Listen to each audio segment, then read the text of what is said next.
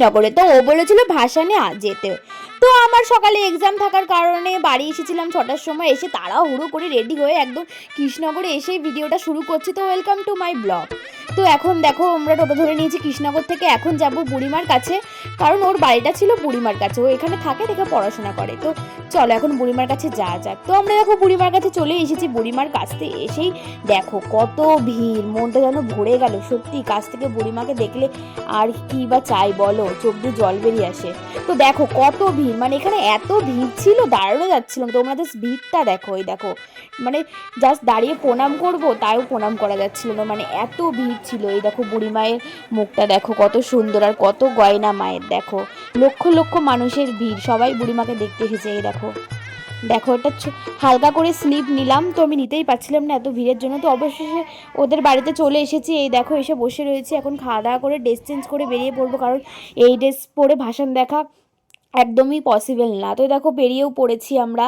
এই যে তো যাদের বাড়িতে এসেছিলাম তাদেরকে দেখাই, তো এই যে দুজনের বাড়িতে এসেছি, হচ্ছে তমা আর হচ্ছে মো। আর একটা বান্ধবী ছিল, ও এসেছিল আমাদের ওখান থেকে বগুলা থেকে, কারণ ও সকালে চলে গিয়েছিল, আমার তো এক্সাম ছিল তাই আমার আসতে দেরি হয়ে গেছিলো। তো অবশেষে আমরা চলে এসেছিলাম কদমতলা ঘাটে। দেখো কত ভিড়, এটা কিন্তু রাতের ভিউ কদমতলা ঘাটের, দেখো কত ভিড়, আর সুন্দর মেলাও হচ্ছে এখানে। তো আমরা এখন এখানে এসে একটু দাঁড়ালাম, এবার আমরা ঠাকুর দেখবো, তো সারা রাত ঠাকুরও দেখবো, সঙ্গে কাউতালিও থাকবে। তো তোমরা পুরো ব্লগটা দেখো, কেউ কিন্তু স্কিপ করে যেও না, অনেক অনেক মজা আছে। এখন বাজে একটা, আমরা এখন ঠাকুর দেখে বেড়াচ্ছি।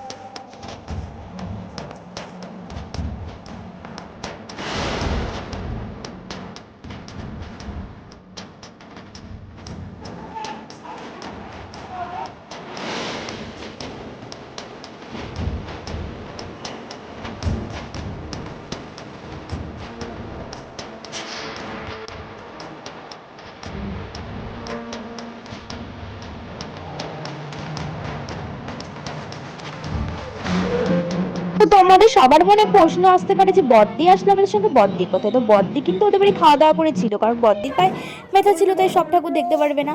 তো কিছু ঠাকুর দেখে ওদের বাড়ি ছিল। তো আমরা এখন চলে গেছিলাম কৃষ্ণনগর রাজবাড়ির কাছে, তো এখানেই সব ঠাকুর যাচ্ছিল, আমরা দেখছিলাম এবং খুব মজা করছিলাম, নাচানাচি করছিলাম। তো তোমরা দেখো, তো একটা একটা করে ঠাকুর যাচ্ছিল আর আমরা সেরকম চেঁচাচ্ছিলাম, আর দেখো ডান্সও করছিলাম ঠাকুরের মানে বাজনার তালে তালে, মানে সেরকম মানে সত্যি খুব মজা করেছি এখানে দাঁড়িয়ে দাঁড়িয়ে, সেরকম চেঁচাচ্ছিলাম আর নাচ করছিলাম। এই দেখো তো আমার এই বান্ধবী আছে, আমার এই বান্ধবী মানে তমা, ও বলছিল এটা আমার এক্সের পাড়ার ঠাকুর ভাই, তো সেই রকম ড্যান্স দে আর জোরে জোরে চিল্লা। তো আমি বলছি ভাই আমি তো চিল্লাতে পারবো না, তুই চিল্লা, আমি নাচতে পারবো। তো এই দেখো আমরা সবাই মিলে নাচ করছিলাম। তো এখানে দাঁড়িয়ে দিতে আমার বোন, হয়ে দেখো একদম নাচে না, একদম লজ্জা পাই। তো ও ভিডিও করে দিচ্ছিল আর আমরা নাচ করছিলাম। তো এই যে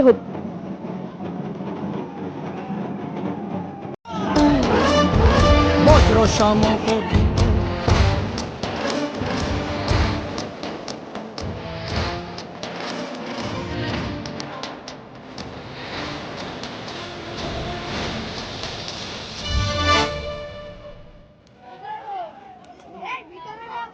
জয় জয় মা রানী মা, জয় জয় মা রানী মা, জয় জয় মা, জয় জয় মা। ঠাকুর ঠাকুর দেখে ওইখানে এসে একটু ডান্সও করেছি। তো আমার বুলু আর ডান্স করতে পারছিল না, তো ওর জন্য এখানে খিদেও পেয়ে গেছিলো, নিয়ে নিয়েছিলাম মোমো, তো আমরা খাচ্ছিলাম। আর ওইদিকে আমার বান্ধবী এসে দাঁড়িয়েছিল, তো আমাকে বলছিল চ এবার গিয়ে একটু নাচি। আমি বললাম তুই যা, আমরা এখানে বসছি, আমরা পরে যাচ্ছি। তারপরে দেখো আমরাও চলে এসেছিলাম, তো পরে বাদবাকি ঠাকুরগুলো দেখছিলাম। এই যে দেখো, তো আমি আর বুনু এখানে একা হয়ে গেছিলাম, কারণ ওদেরকে হারিয়ে ফেলেছিলাম, ওরা কোথায় চলে গেছিলো। তারপরে দেখো আমরা চলে এসেছিলাম এখন ঘাটে। তো সব এক এক করে সব ঠাকুর চলে এসেছিল ঘাটে। দেখো এটা দেখো বসে আছি সারা রাত ঠাকুর দেখে, একদম চোখ মুখের অবস্থা পা দেখো আমার, এই দেখো কাদা লেগে গেছে, এই যে দেখা দি ক্যাপশন বুঝতে পারছি কি আর বলবো। কি দি ক্যাপশন এখন বুড়িমা দেখবো বলে বসে আছি। এই ঘড়ির একটা তো তোমরা সকলেই দেখলে আমার হালাত পুরো শেষ। তো এখন বাড়ি যেতে হবে, রেডি হয়ে নিয়েছি, চলো ওদের বাড়ি থেকে এখন চলে যাচ্ছে। ও বলছিল থাকতে পারতিস আজকে। তো বাড়ি যাওয়ার পথেও এই দেখো মায়ের নাচ দেখে নিলাম, নাচ টাচ দেখে নিয়ে এই দেখো চলে এসেছি। এখন যাব বাস স্ট্যান্ডে। তো এই দেখো বাস স্ট্যান্ডের উদ্দেশ্যে আমরা রওনা দিচ্ছি। তো বাসে উঠবো, বাসে টাসে উঠে টুটে নিয়ে অবশেষে এই দেখো আমার শান্তির জায়গায় আমি চলে আসলাম বাড়ি। অবস্থা দেখো সারা রাত জেগে চোখ মুখের অবস্থা এত খারাপ হয়ে গেছে, এখন ঘরে গিয়ে শুতে পারলে বাঁচে। তো টাটা, মিনি ব্লগটা দেখার জন্য থ্যাংক ইউ।